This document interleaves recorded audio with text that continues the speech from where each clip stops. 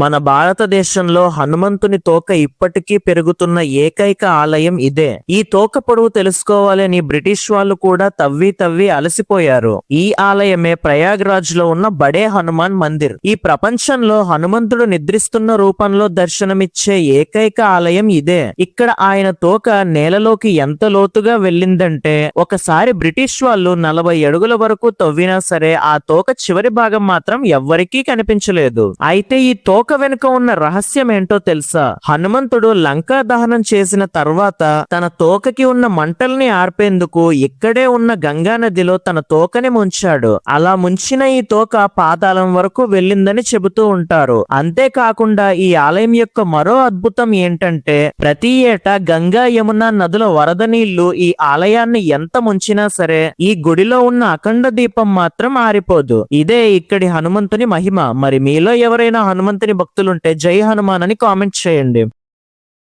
Download ShareChat.